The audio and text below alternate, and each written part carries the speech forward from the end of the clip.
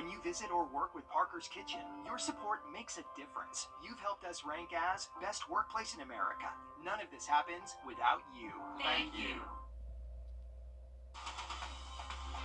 Live from Augusta, you're watching News 12 at 6 o'clock. Tonight, your First Alert weather team is tracking the chances for rain this week, and it sounds like you'll want to pack your umbrella. We'll have that forecast for you in just a few minutes. But first, tonight, community members are hoping to learn more about a new natural gas pipeline potentially coming through our area. The project and the company behind it at the center of controversy dating back to 2016. Good evening, and thanks for joining us. I'm Wrdw. And I'm Zaina Halliburton. Kinder Morgan is one of the nation's largest petroleum transporters with nearly 80,000 miles of pipelines across the country. Those pipelines carry everything from fuel to chemicals, vegetable oils, and natural gas. Kinder Morgan pipelines already run throughout the Southeast and is responsible for a gasoline spill in South Carolina's upstate that dumped at least 369,000 gallons into the Savannah River. That was back in 2014. Now, Kinder Morgan wants to expand its South System pipeline. Its plan includes the red lines you see here on your screen, which would involve Washington, Glasscock, Jefferson, and Richmond counties. Your Hallie Turner joins us live from the North Jefferson YMCA, where an open house just began for people to learn more about this expansion project. And Hallie, you've heard from both Kinder Morgan and those against the expansion. Yeah, I have. And if approved, this pipeline would expand in the existing footprint, meaning Kinder Morgan would build a second natural gas line next to the existing one. But the proposal isn't without some pushback. She fought the pipeline before. A couple of years ago, Kinder Morgan in this area made a big splash because they wanted to build a petroleum pipeline all the way to Jacksonville. Now it's a different gas under the same company. Savannah Riverkeeper Tanya Bonatabas says her stance hasn't changed. I'm not sure how there's going to be a river left in Savannah. But Kinder Morgan leaders say the need for natural gas is growing. There is a need for natural gas supply for all of those reasons to handle the population and economic growth and the additional role that natural gas plays in power generation. Power generation means electricity. Alan Four and his team at Kinder Morgan believe that's why a new pipeline is needed, stretching more than 200 miles from Mississippi to Georgia, with one goal. Well, the goal is to provide additional natural gas supply for the Southeast, for residential and home use, for business, for industrial, for power generation. Four says with the project putting new pipeline next to existing ones, it will keep disruption down and minimize both environmental and landowner impacts. But Tanya says otherwise. So I think that we need to start really asking some hard questions about how we're using this resource. Now, the one thing both sides agree on is that you need to make an effort to learn about the project, how it could affect you as a landowner, and make your voice heard. All right, thank you, Hallie, for explaining that. That meeting in North Jefferson at the YMCA just started and goes until 8 tonight if you do want to stop by. And tonight on News 12 at 10 and 11 o'clock, your Kennedy Payne will have the latest on how this meeting went. This isn't the first time Kinder Morgan has proposed a massive pipeline expansion through Georgia and South Carolina. Kinder Morgan began construction on a $1 billion gas and diesel pipeline named the Palmetto Project nearly a decade ago. The energy giant stopped construction on the project after lawmakers on both sides of the river passed legislation which limited the use of eminent domain for that pipeline. Senior investigative reporter Liz Owens joins us now. Liz, does that legislation protect landowners from this project? No, it does not. That's because natural gas is regulated differently than gas and diesel. So the previous legislation does not protect landowners from the project. The Federal Energy Regulatory Commission oversees natural gas pipelines, meaning all right, Liz, we're going to come right back to you. I know we're having some issues with your audio, but we'll get right back to Liz. But right now, we're going to send it on over to our chief. Earlier, Riley, we were mentioning that rain is in the forecast. Yeah, and also, Riley, we're missing the 80-degree temperatures this week for sure. Yeah, far cry from that today, guys. We are going to see much cooler weather pattern over the next couple of days, and rain chances are definitely going to be ramping up too for us. Here's a look at over the next few days. What we're going to see tomorrow is the wedge, so temperatures are going to be much cooler for us, likely only going to be topping out near 50, possibly even cooler than that, in most of the northern CSRA throughout the day tomorrow. Once we get into Wednesday, we'll continue to be on the cooler side, definitely below average temperatures, but on and off shower chances will be possible in the morning and afternoon. And then by Thursday, Thursday, we finally bring in our cold front. That will be bringing us a chance for maybe a morning thunderstorm. Here's a look at our current temperatures, and you can really see where that wedge is starting to move in. Temperatures right now 53 in Augusta, 50 in Columbia, but places like Macon, Albany, Dothan, Alabama are currently anywhere from the mid 60s to mid 70s. So this is what's going to separate those air masses. That wedge front is going to keep that cooler air north of this front, but still some warm air south of it. Where these two air masses collide is going to produce some lift, and that's where our shower chances will also come to play over the next couple of days. Now, if you're heading out this evening, it's generally just cloudy. We haven't seen too much rain out there and should stay dry the rest of this evening. Once we get towards tomorrow morning, though, that's when we're bringing back some rain chances. So if you are going to be up around sunrise, heads up, definitely have the rain gear close by. Those temperatures will be most likely in the mid 40s for us here around the I-20 corridor, possibly a little bit cooler north of that, though. This is where it gets tricky for our high temp tomorrow afternoon. Take a look at the temperature spread created by that wedge. Mid 40s in our northern counties, but possibly as high as mid 60s in our southern counties. So about a 20-degree temperature spread across the area. Right now we're going with a high temp near 50 in Augusta, but I think most of the day tomorrow we sit in the 40s, so it's going to be chilly, cloudy, and we're definitely going to have the opportunity for rain. More rain moves in Wednesday, and then we do have that chance for some storms Thursday. Much more on all this coming up in the full forecast. Sounds good. A Gloverville man is in jail tonight accused of shooting and killing his mother. Authorities allege 20-year-old Xavion Butler shot 46-year-old Adrienne Richardson late last night on Luana Drive. At the scene, authorities say they saw several bullet holes in the front door of the home. Witnesses told deputies that Butler was armed and suicidal. Aiken County SWAT officers worked crisis negotiations with Butler until he came out and surrendered. Butler is expected to face several charges, including murder. A hazardous materials cleaning crew had to be called to Greenbrier High School today after a student was possibly exposed to fentanyl. This happened during class. The school district says a student unraveled a rolled-up bill that was found off campus. After opening it, a small amount of a white powdery substance fell onto the student's lap. A field test showed the powder potentially contained fentanyl. Several other students and a teacher were in the classroom, but there have been no reports of exposure to the substance. The Columbia County Sheriff's Office is further testing that substance tonight. The school district says they will continue to investigate, and the class has been relocated in the meantime. Well, the season of golf is just around the corner, which means homeowners are preparing their homes in time for out-of-towners. But this year, Hurricane Helene is adding extra pressure, with many homes still suffering damage from that storm. As your Audrey Dickherber shows us, the clock is ticking for families to finish the repairs in time. Masters is only a few months away, and preparing looks different this year. Rather than prepping the inside of homes, homeowners are now repairing the outside, hoping that they'll be ready for patrons to stay in them this spring. It's a sound and sight people typically don't want. Construction.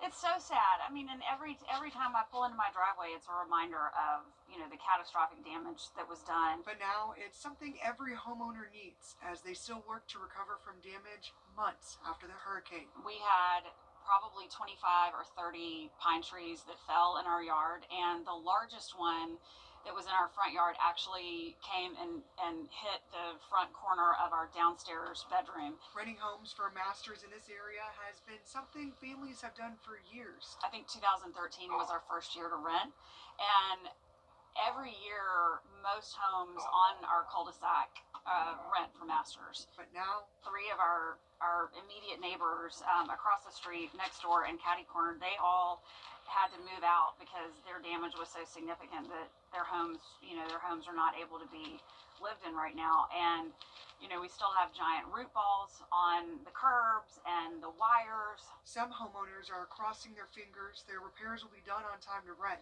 but others are now in rentals themselves. I think even the short-term rental Airbnb market in Augusta has really exploded because people have to have somewhere to go. And while some patrons are having to look for a new home to rent, locals are hoping they'll understand. I think it's going to take a while, and I certainly hope that all of the patrons that come for the Masters will understand, and they will give Augusta a little grace.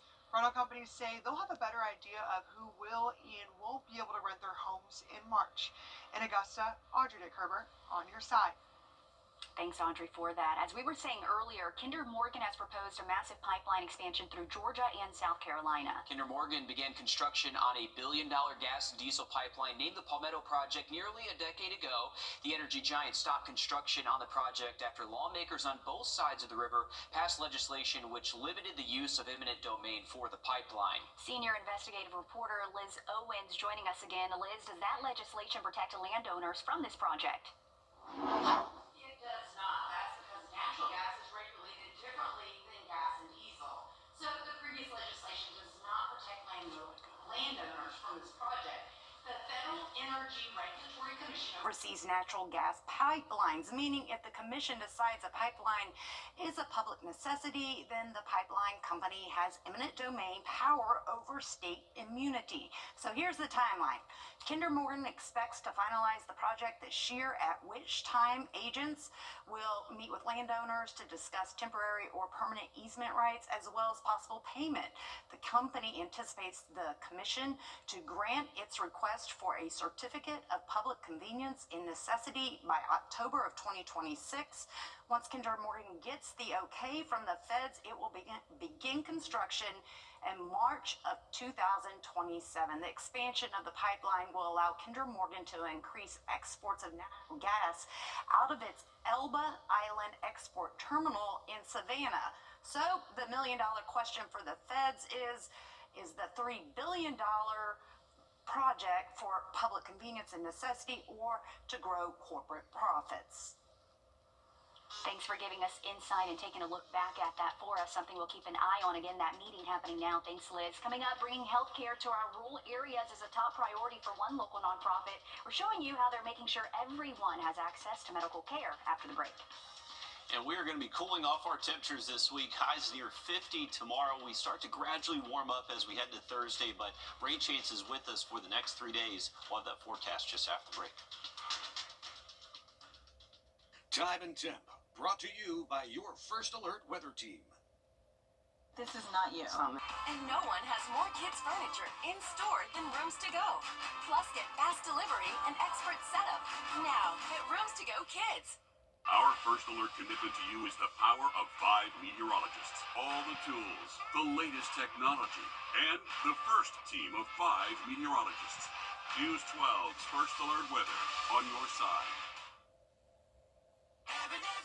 Circle K app and join today for free. Welcome back, folks. Take a look from our downtown Augusta cam. We do have cloudy skies. Temperatures right now in the mid-50s. We should stay in the 50s over the next couple of hours with this cloud cover sticking around most of tonight and honestly for the next several days. There's not a ton of sun in our forecast for the rest of the week, at least not for until we get to at least Friday. Now, if you are heading out this evening, we should stay dry, but tomorrow morning there's going to be some rain out there. So if you're going to be up early, I would have the rain gear with you. Temperature-wise, we should be anywhere from the low 40s north of I-20 to the mid-40s for us here around town, and most likely even a couple degrees warmer the further south you go. Once we get throughout the day tomorrow, we are going to keep those rain chances low, but not zero. I would say there's the opportunity for maybe a stray shower even into the afternoon, but I would say if you see rain Tuesday, it's most likely in the morning time. You can see for our temperatures tomorrow, it's going to be a struggle to make it out of the 40s. I think briefly maybe we get close to 50 later into the afternoon, but definitely going to feel a lot different than that high of 81 that we set, that record high that we tied out there yesterday. Now, once we get into Wednesday, rain chances do start to increase even more. We have a little bit better chance to maybe see some heavier rain at times throughout the day on Wednesday. That will be in the morning and afternoon, so just that wet weather pattern is going to continue the next couple of days. Temperatures do look to stay pretty cool on Wednesday as well. Thursday is when the main front arrives, and ahead of that front is going to bring us a line of heavier rain, possibly some thunderstorms mixed in, but it looks to mainly be Thursday morning, and then we clear out Thursday afternoon, and for Friday, looking like the best day this week. We're back to those rain chances as we head into the weekend, both Saturday and Sunday, so it's really only Friday this week looks to be completely dry. Now, the cooler air over the next couple of days is going to be thanks to the wedge, so that's going to keep our temperatures much cooler around that I-20 corridor, anywhere north of it, and also that wedge front is going to help produce these shower chances for us over the next several days. You can see that temperature difference across the area, so highlighted in blue is that much cooler air, but south of that front, you possibly could see temperatures warm as the 60s and 70s next few afternoons. Rain chances looking pretty decent through Wednesday, and that's when it could be a little bit heavier in a few spots. And then this is that main front that should pass through as we head into Thursday morning. And on between Wednesday morning and Thursday morning, there is a low flash flood risk, mainly for just flood-prone areas. So this is for just that heavier rain risk that will move in Wednesday through Thursday. Valentine's Friday looking great, though. We're back to sunnier skies. It is going to be a little bit breezy behind that front, but the chance for another storm heads our way by Sunday. When you're sick, you want to get to the clinic as soon as you can, but that's simply not possible for everyone based on where you live. For kids who go to school in Wagner, they now have a closer option thanks to Rural Health Services in Aiken. They're finding solutions in how they can expand their reach. We told you last summer about Rural Health Services opening a new clinic tailored around women and kids. They are a nonprofit health center serving Aiken County and surrounding areas. They've now partnered with Wagner Sally High School to offer health services inside the school. Their clinic is open twice a week for elementary, middle, and high school students in the area. School officials say this is beneficial because the closest clinic is at least 30 minutes away, and they have space inside their newly opened school. Right now, services for the high school, middle school, and elementary school kids. If they're sick, the purpose is to have this to where they can come in, be seen, and go back to school. Eventually, we want to expand it to where they can be open to the community also. But we want to initially do it for kids. The clinic is open right now inside the school on Tuesdays and Thursdays and want more people to know they are there. It's a very comforting feeling knowing that I can help be a part of something bigger than myself by allowing our reach to expand into the community because it's something that people need. They provide care for acute illnesses, chronic conditions, testing for strep, flu, or COVID, to vaccines and sports physicals. All parents in the area have to do is fill out a form for their child. Aiken Bardwell Mental Health is also in the clinic weekly offering services as well. And it's so important. We know it works, that you meet people where they are. It's the easiest way to do it. Best way to make an impact, too. There, and again, that new school, they have the space, why not? Eventually, they want to expand the clinic to the community. If you need more information, we have it on our website, wrdw.com, under the Finding Solutions tab.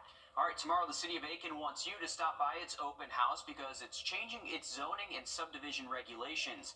This is to modernize its standards with the goal of making the entire process more user-friendly. This impacts new development design, housing options, parking sustainability, and much more. Neighbors and business owners can go to the municipal building lobby tomorrow from 5:30 to 7:30 to learn more about these changes and how it could impact you. A lot on the line over at Augusta Christian tonight in the 4A Ski Zone Region Championship game. Coming up in sports, your News 12 sports director, Alyssa Lyons, has a preview. First Alert Radar, powered by Jim Hudson Automotive Group. Ashley's president. See the difference? Neither can we. With Fairhaven Funeral Home and Cremation Services, the only difference you will see is the money you save, compassion you deserve, service you expect, commemorating life affordably. Fairhaven Funeral Home and Cremation Services. I'm Chip Lewis with 64 Insurance Group. You've probably seen some of our goofy commercials, but I can promise you, we take Medicare very serious. I'd like to prove that to you. Please join me in a live Zoom webinar where I'll break down all aspects of Medicare in a way that's easy to understand. I promise you'll walk away feeling confident and prepared to take the next step on your Medicare journey. The webinar is completely free to join and easy to sign up by visiting our website, u64.com. Don't miss Ashley's President's Day sale. Purchase only at Ashley. On Your Sideline, sponsored by Chandler Law Firm. Okay, high school basketball is nearing the postseason tonight. One of the hottest teams in the CSRA will compete for a region championship. Augusta Christian's boys team has not lost a game since the week of Thanksgiving, and they'll get one final test before the playoffs. The Lions will tip off against Hammond for the second time in 2 weeks.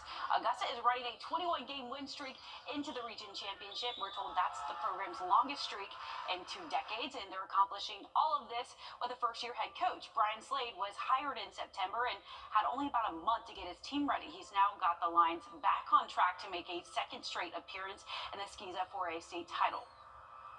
It took a while to kind of get comfortable, them get comfortable with me, and them not knowing, who this guy is, can he coach it all?